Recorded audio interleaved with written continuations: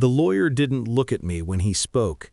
He waited until the priest's voice blurred into a low, respectful hum, and the casket settled into the earth with a sound too final to belong to a human life. Then a hand touched my elbow, light, deliberate. "Thomas left you this," he whispered, pressing a thick envelope into my palm. "Read it alone." I didn't react. Grief had already locked my face into something neutral, something acceptable. As he turned to leave, he stopped, leaned closer. His breath smelled of coffee and nerves. "And don't tell your son," he said, "or his wife, Christine. Your brother said you could be in danger." Danger? The word slid under my ribs and stayed there. Across the cemetery, my son stood with his arm around Christine's shoulders. She wore black like she was born in it, perfect posture, dry eyes, mourning without mess. She met my gaze for half a second, too long. I felt the envelope throb in my hand, as if it had a pulse of its own. I waited until the last guest drifted away, until the dirt was smoothed and the lies were buried properly. Then I went to my car and locked the doors. My hands were steady when I opened the envelope. That should have scared me more. Inside was a USB drive and a folded note in my brother's handwriting. 3 words carved deep into the paper. "I'm already dead." Thomas had always been dramatic, but he wasn't careless. At home, I poured a drink I didn't want and stared at the USB like it might explode. I waited, let the house settle, let my thoughts sharpen instead of scatter. When I finally plugged it in, I didn't flinch. Folders opened, dates, bank transfers, photos, and then videos. Christine, younger, laughing, with Thomas, too close, too familiar, too intimate for coincidence. I felt something detach inside me, not pain, recognition. I kept watching.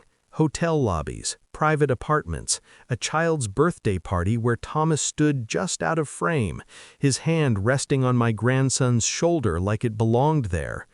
The timestamp spanned years, before my son's marriage, before the pregnancy, before everything I thought I knew. The betrayal wasn't loud, it didn't scream, it whispered.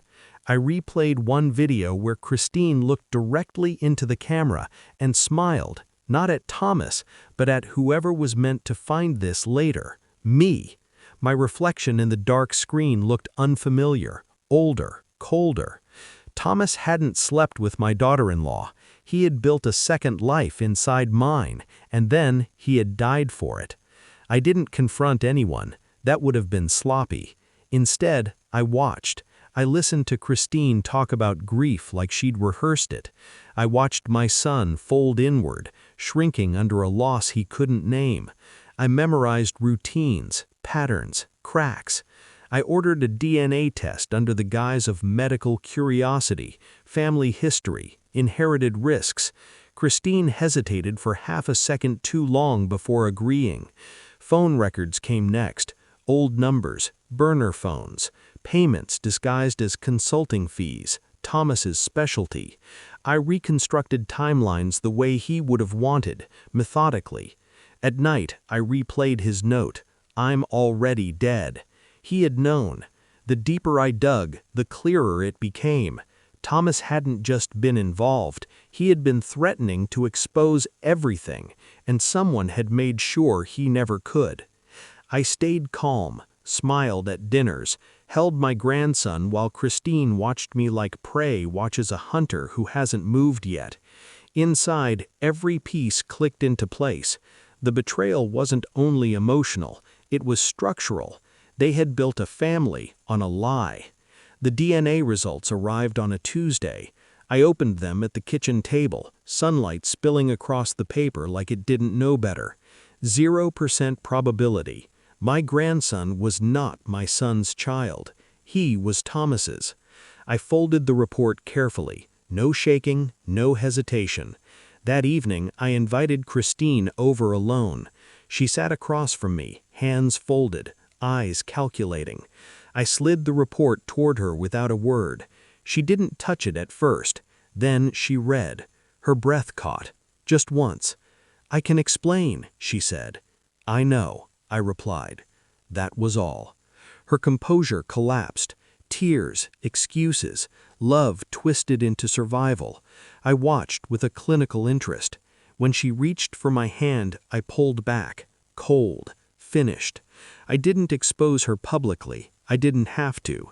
Instead, I showed my son everything, carefully curated, truth without cruelty, but with precision.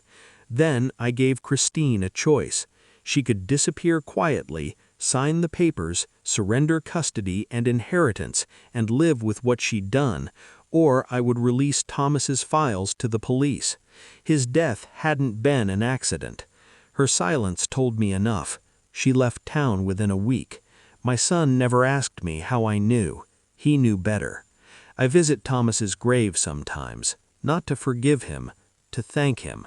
He died, but he didn't lose.